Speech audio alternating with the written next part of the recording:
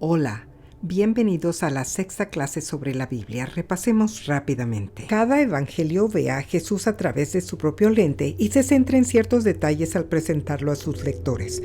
Los eruditos creen que Marcos escribió primero y se convirtió en el modelo para Mateo y Lucas. En el evangelio de Marcos, Jesús fue declarado rey y siervo en su bautismo y a lo largo de la narración las acciones de Jesús demostraron que era el Mesías prometido. Jesús realizó milagros sobre la enfermedad, la naturaleza, los demonios y la muerte cumpliendo las profecías.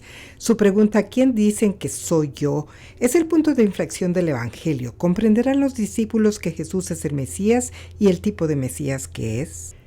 Los discípulos y el pueblo anhelaban un Mesías que les devolviera el protagonismo político y nacional, pero obtuvieron un Mesías que moriría por ellos y vencería al pecado, a Satanás y a la muerte. En la crucifixión de Jesús parece que su misión había fracasado, pero la resurrección de Jesús fue la reivindicación de todo lo que había dicho y hecho. Ahora la gente tiene que elegir cómo va a vivir esta buena noticia. El resto del Nuevo Testamento presenta la historia de la iglesia primitiva y contiene escritos que explican el significado del ministerio, la muerte y la resurrección de Jesús para el mundo. El libro de los Hechos narra la historia de la iglesia primitiva después de la ascensión de Jesús al cielo. El cristianismo se extendía en círculos cada vez más amplios desde Jerusalén, donde los judíos creyeron por primera vez, hasta Roma, donde estaban los gentiles. En el primer capítulo de Hechos, Jesús pasó tiempo con sus discípulos, prometiéndoles la venida del Espíritu Santo, y luego Jesús ascendió al cielo. Los evangelios vincularon la muerte de Jesús con el sacrificio de la Pascua. Ahora el libro de los Hechos vinculará los 40 años que Israel vagó por el desierto con los 40 días entre la resurrección de Jesús y su ascensión. El Espíritu Santo es dado en Hechos 2. El día de Pentecostés. La fiesta judía de Pentecostés celebraba las 7 semanas entre el tiempo de la Pascua en Egipto y el tiempo en que Dios dio la ley al pueblo en el monte Sinaí. Recuerda, cuando Dios hizo el pacto en el Sinaí, formó un pueblo centrado en la ley como su guía de cómo vivir. Ahora el Espíritu Santo es dado 50 días después de la resurrección de Jesús, formando un pueblo centrado en Jesús y sus mandatos. Los ecos del Antiguo Testamento resuenan con fuerza en el Nuevo. El libro de los Hechos está lleno de muchas historias, tanto de milagros en la iglesia primitiva como de los inicios de la persecución de la iglesia. El primer mártir de Jesús fue Esteban, quien fue apedreado hasta la muerte porque predicaba a Jesús como el Mesías. Esteban murió mientras un famoso fariseo llamado Saulo se mantuvo al margen. En Hechos 9 leemos la historia de la conversión de Saulo. Mientras iba a Damasco, Saulo se encontró con Jesús resucitado. Saulo, Saulo, ¿por qué me persigues? ¿Quién eres, Señor?, preguntó Saulo. Yo soy Jesús. El encuentro de Saulo con Jesús lo convirtió de perseguidor de los seguidores de Jesús a creyente. Pablo se convirtió en uno de los más grandes misioneros de la fe cristiana en la historia. Saulo fue entonces conocido como Pablo. En Hechos 10 leemos otra historia de conversión. Cornelio, un gentil, quien buscaba con fervor a Dios. En respuesta a sus oraciones, Dios envió a Pedro a predicar las buenas nuevas de Jesús a Cornelio, su familia y sus amigos. Mientras Pedro hablaba, el Espíritu Santo descendía sobre las personas reunidas. Mientras Pedro estaba todavía hablando, el Espíritu Santo descendió sobre todos los que escuchaban el mensaje. Pedro se dio cuenta de que Dios no mostraba favoritismos. Cornelio y los demás gentiles que estaban con él eran bautizados en el acto. Este fue un Pentecostés para los gentiles. Este es un punto crucial en la difusión del Evangelio. El Espíritu Santo está disponible tanto para los judíos como para los gentiles. Gran parte de los Hechos describe los viajes misioneros que realizó Pablo por la región de Turquía y Grecia, utilizando comunidades judías ya establecidas como trampolín para la difusión del Evangelio. Como tanto los judíos como los gentiles eran añadidos a la iglesia, surgió una pregunta importante. ¿Hay que hacerse judío primero y observar las leyes y costumbres judías antes de poderse hacer cristiano? Hechos 15. Relata la reunión de los apóstoles y otros líderes de la iglesia para debatir esta cuestión. Después de discutir sus experiencias y las profecías del Antiguo Testamento, los líderes llegaron a la conclusión de que no hay que observar las leyes judías como la circuncisión y la dieta para ser cristiano. Por lo tanto, yo opino que no debemos molestar a los que de entre los gentiles se convierten a Dios, sino que les escribamos que se abstengan de cosas contaminadas por los ídolos, de fornicación, de lo estrangulado y de sangre. Los últimos capítulos de los Hechos de los Apóstoles describen el tercer viaje misionero de Pablo y su regreso a Jerusalén para informar de los progresos en la plantación y supervisión de las nuevas iglesias. Mientras está en Jerusalén, Pablo es amenazado, arrestado y juzgado en los tribunales judíos por predicar a Jesús como el Mesías. Cuando se descubrió un complot de asesinato, Pablo fue puesto en prisión preventiva y su juicio se trasladó a los tribunales romanos. Durante este tiempo, Pablo alegó que como ciudadano romano tenía derecho a ser juzgado en la propia ciudad de Roma. Pablo fue llevado en barco a Roma para comparecer ante el emperador. El libro de los Hechos termina con Pablo todavía predicando en Roma después de 2 años. Al leer el resto del Nuevo Testamento, nos damos cuenta de que los apóstoles trataron a menudo con una visión del mundo llamada gnosticismo. Esta visión del mundo era un intento de explicar los problemas del pecado, el sufrimiento y la muerte. Sostenía que toda la materia es mala y solo el espíritu es bueno. La gente creía que Dios era todo espíritu y como el espíritu es bueno, Dios no puede interactuar con la materia que es mala. Los gnósticos creían que Dios no creó el mundo directamente. En su lugar, dioses menores, cada vez más alejados de la bondad de Dios, crearon el mundo y a los humanos. Cada humano tenía un pequeño fragmento de lo divino, es decir, espíritu y bien, aprisionado por un cuerpo, o sea, materia y mal. Para escapar del cuerpo maligno y devolver la chispa divina a Dios, una persona necesitaba obtener un conocimiento o sabiduría especial que en griego es gnosis. Esta visión del mundo ha dado lugar a 2 respuestas diferentes. La primera se llama antinomianismo. Esta es la creencia de que ya que al final desecharás tu cuerpo material al morir, puedes hacer lo que quieras con él. El antinomianismo es la idea de que debes comer, beber y ser feliz. Lo opuesto es legalismo. Esta es la creencia que para obtener el conocimiento especial que necesitas, debes disciplinar fuertemente el cuerpo y la mente. Puedes ver cómo este sistema de creencias examinaría las afirmaciones de Jesús y distinguiría el Jesús humano del Cristo divino. ¿Por qué los gnósticos creían que no se podía tener a Dios, que es espíritu, y al hombre, que es materia, en una misma persona? Al leer las cartas del Nuevo Testamento es evidente que los apóstoles tuvieron que lidiar con esta visión del mundo, especialmente al llegar al mundo gentil. Las cartas del Nuevo Testamento no están ordenadas por orden cronológico, sino que están primero las cartas enviadas a las comunidades, seguidas por las cartas enviadas a individuos. Las cartas que se atribuyen a Pablo vienen primero seguidas por los otros autores del Nuevo Testamento. Además, las cartas de Pablo están ordenadas por su longitud, no por la fecha. Así Romanos puede ser la primera en el Nuevo Testamento, pero se cree que fue la última carta de Pablo. Al leer las cartas del Nuevo Testamento, tenemos que entender que estamos ante solo una parte de una conversación, por lo que hay que reconstruir las circunstancias y temas específicos que trata la carta. Así como lo hicimos con los profetas, haré un resumen de las cartas del Nuevo Testamento y los temas en los que se centran. Las cartas del Nuevo Testamento se escribieron para ayudar a la gente a vivir realmente su nueva fe en medio de su familia, comunidad y cultura, y para tratar con los que no estaban abiertos al mensaje de Jesús. Uno de los temas que tratan las cartas es el regreso de Jesús.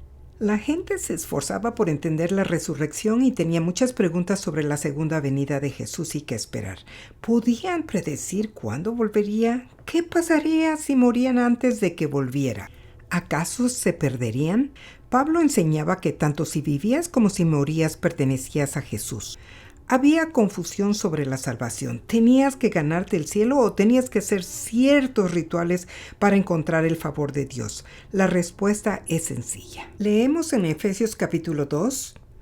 Porque por gracia ustedes han sido salvados mediante la fe. Esto no procede de ustedes, sino que es el regalo de Dios.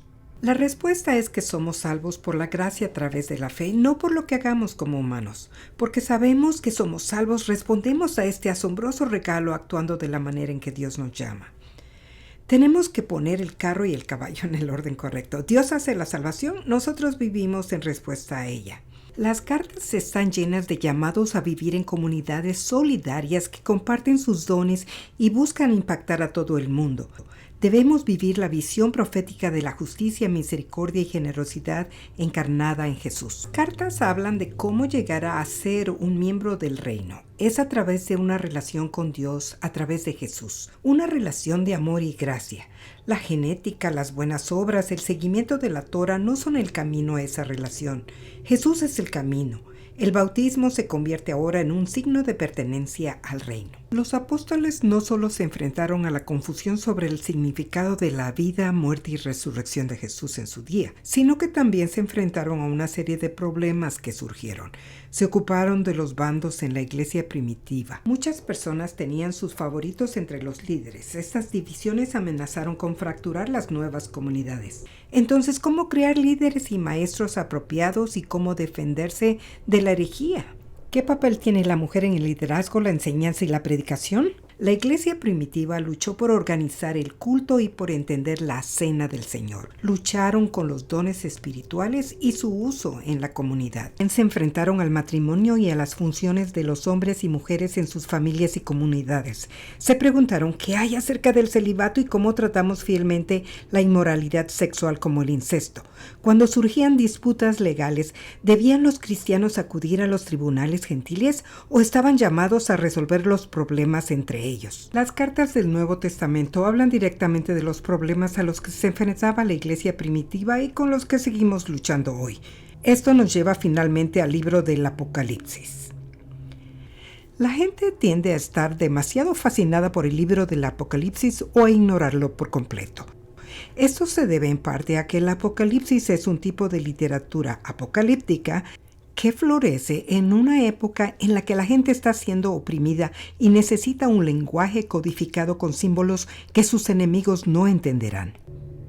De esta manera pueden comunicarse conceptos importantes sin alertar a sus enemigos de lo que está sucediendo. Por ello, la literatura apocalíptica utiliza las palabras para pintar impresiones literarias, no ver una historia científicamente exacta del tiempo. La literatura apocalíptica de la Biblia sostiene que Dios es soberano sobre todo, incluida la historia, y que al final intervendrá para hacer su voluntad.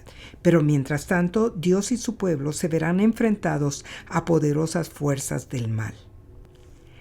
El Apocalipsis relata una visión dada a Juan, que está exiliado en la isla de Patmos por predicar el Evangelio. Juan debe enviar este mensaje a 7 iglesias que tienen problemas. Las iglesias luchan por mantenerse fieles o por integrarse a la cultura circundante. Varias de las iglesias estaban siendo perseguidas por su fe y otras luchaban por volverse complacientes y satisfechas de sí mismas en su fe. La carta a cada una de las iglesias esbozaba su lucha particular y ofrecía ánimos para seguir siendo fieles. Las cartas a las 7 iglesias van seguidas de una serie de visiones destinadas a crear un malestar que rompa las ilusiones de seguridad y competencia. Estas visiones funcionan para fortalecer la fe de aquellos que están tentados a integrarse a la cultura, para apoyar a los que están siendo perseguidos y para despertar a los que se han vuelto complacientes en su fe. Las visiones sirven para ilustrar la realidad y las consecuencias del pecado y del mal. La primera visión es de la sala del trono celestial. Leemos en Apocalipsis capítulo 4. Santo, santo, santo es el Señor Dios Todopoderoso, el que era y que es y que ha de venir. Esto es un recordatorio para el lector de que la voluntad de Dios se hace a través de Cristo crucificado y resucitado. Las visiones están dispuestas en forma de espiral, no lineal, y cada visión se vuelve más y más insoportable. A medida que cada visión se vuelve insoportable, el lector es devuelto a la visión de la sala del trono celestial para recordarle que Dios está al mando de todo. Estas visiones también trazan la derrota de Satanás. El Apocalipsis presenta la batalla entre el bien y el mal en términos crudos y aterradores para convencer al público de que el mal es insidioso y poderoso y que debemos estar en guardia en todo momento. Juan traza la interconexión entre la riqueza económica, el autoengaño, la arrogancia y la brutalidad política, todos ellos ecos del pacto del Sinaí y de los profetas del Antiguo Testamento. En respuesta, Juan llama a los cristianos a resistirse a las corrientes sociales y a las instituciones impulsadas por la seducción del lujo, el sentido del derecho y el ansia del poder. La buena noticia es que Dios gana y que Jesús vuelve. Leemos en Apocalipsis capítulo 22. Sí, vengo pronto. Amén. Ven, Señor Jesús. Conocemos el resultado de la guerra, así que no tenemos que tener miedo ni siquiera en medio de los momentos más aterradores. Mientras tanto, debemos mantener viva nuestra fe y practicar el amor y la justicia en nuestras comunidades. El libro de Apocalipsis es un libro que es honesto, tanto sobre la condición humana y lo que enfrentamos, y honesto sobre cómo Dios se moverá a través de la historia para llevarla a su resultado deseado. Es un libro de esperanza. Algunas conclusiones importantes. Los evangelios nos narran lo que Dios hizo a través de la vida, muerte y resurrección de Jesús. El libro de los Hechos nos cuenta lo que Dios hace a través del Espíritu Santo en su iglesia antes y ahora. Las cartas del Nuevo Testamento orientan a las personas sobre cómo vivir su fe en casa y en sus comunidades, incluso cuando los demás se oponen al mensaje de Jesús. Dios es soberano y tiene el control, incluyendo la historia. Jesús regresará con poder y gloria. Hasta entonces, los cristianos deben estar vigilantes contra la complacencia y mantenerse fuertes ante la persecución. La fe vibrante y viva practica un amor lleno de justicia y generosidad. Lo has conseguido. De Génesis a Apocalipsis en 6 clases. Si quieres más detalles sobre las cartas del Nuevo Testamento y el Apocalipsis, te animo a que consultes las notas que tienen sugerencias de lectura y estudio. Ruego que este curso ayude a aclarar la historia general de la Biblia y aumente tu deseo por aprender más sobre nuestro Dios amoroso y fiel. Gracias por unirte a nosotros, pero ante todo, mantén la fe.